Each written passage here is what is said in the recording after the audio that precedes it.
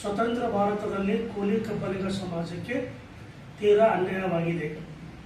ಏಕೆಂದರೆ 1956ರಲ್ಲಿ ಮೀಸಲಾತಿ ಬಂದಾಗ ಕೋಲಿ ಸಮಾಜದ ಪರ್ಯಾಯಪದಗಳಾದ ನೌಕರಕೋಳಿ, ಕೋಳಿಡೋರ್, ಕೋಯ, ಬಿನ್ಕೋಯ, ರಾಜ್ಕೋಯ ಎಸ್ಟಿ ಪಟ್ಟಿಯಲ್ಲಿ ಇದ್ದು, ಮುಂದೆ 1976ರಲ್ಲಿ ಮಸೂದೆಯು ತಿದ್ದುಪಡಿ ಆದಾಗಲೂ ಸಹ ನೌಕರಕೋಳಿ, ಡೋರ್ ಕೋಳಿ, ಕೋಯ, ಬಿನ್ಕೋಯ, ರಾಜ್ಕೋಯ ಎಸ್ಟಿ ಪಟ್ಟಿಯಲ್ಲಿ ಮುಂದುವರಿದವು.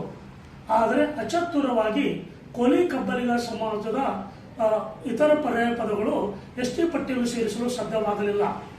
ಈ ಅನ್ಯಾಯವು ನಮಗೆ ಸುಮಾರು 70 ವರ್ಷಗಳಿಂದ ಸಮಾಜವು ಎದುರಿಸುತ್ತಾ ಬಂದಿದೆ.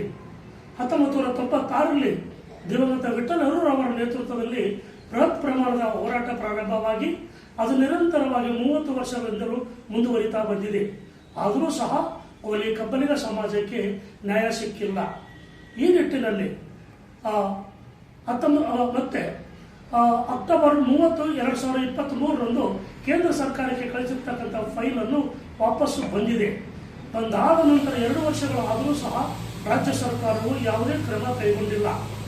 ಈ ನಿಟ್ಟಿನಲ್ಲಿ ಕೋಲಿ ಕಬ್ಬಲಿಗ ಸಮಾಜವು ರಾಜ್ಯ ಸರ್ಕಾರದ ಮೇಲೆ ಒತ್ತಡ ಹಾಕುವುದಕ್ಕಾಗಿ ಮತ್ತು ಟೊಕರ್ಕೋಳಿ, ಡೋರ್ಕೋಳಿ, ಕೋಯ, ಬಿನ್ಕೋಯ, ರಾಜ್ಕೋಯದ ಬಿಟ್ಟು ಹೋದ ಪರ್ಯಾಯ ಪದಗಳು ಕೋಲಿ ಕಬ್ಬಲಿಗ ಸಮಾಜವನ್ನು ಎಸ್ಟಿ ಪಟ್ಟಿಯಲ್ಲಿ ಸೇರಿಸಬೇಕೆಂದು ಒತ್ತಡ ಹಾಕುವುದಕ್ಕಾಗಿ ಇದೇ ತಿಂಗಳು ಡಿಸೆಂಬರ್ 29 ಸೋಮವಾರದಂದು 11 ಗಂಟೆಗೆ ಕಲಬುರಗಿಯ ಜಗತ್ ಸರ್ಕಾರದಲ್ಲಿ ಬೃಹತ್ ಪ್ರಮಾಣದ ಒಂದು ಪ್ರತಿಭಟನೆಯನ್ನು ಆಯೋಜಿಸಲಾಗಿದೆ.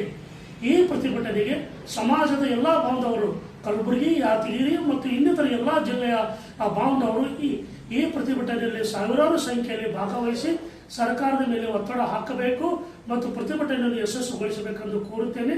ಅದು ಅಲ್ಲದೆ ಈ ಹೋರಾಟವು ನಮ್ಮ ಹಕ್ಕು ಪಡೆಯುವುದಕ್ಕಾಗಿ, ನಮ್ಮ ಸಮಾಜಕ್ಕೆ ನ್ಯಾಯ ಒದಗಿಸುವುದಕ್ಕಾಗಿ ಮತ್ತು ನಮ್ಮ ಸಮಾಜಕ್ಕೆ ಭವಿಷ್ಯವನ್ನು ನಿರೂಪಣೆ ಮಾಡುವುದಕ್ಕಾಗಿ ಹೋರಾಟವಾಗಿದೆ ಅಂತ ಹೇಳುತ್ತಾ ತಾವೆಲ್ಲರೂ ಇದಕ್ಕೆ ಭಾಗವಹಿಸಬೇಕೆಂದು ಸ್ವಾಗತವನ್ನು ಬಯಸುತ್ತೇನೆ ಮತ್ತು ತಾವೆಲ್ಲರೂ ಕಡ್ಡಾಯವಾಗಿ ಭಾಗವಹಿಸಿ ಯಶಸ್ಸುಗೊಳಿಸಬೇಕೆಂದು ಮತ್ತೊಮ್ಮೆ ತಮ್ಮಲ್ಲಿ ಕೋರುತ್ತೇನೆ.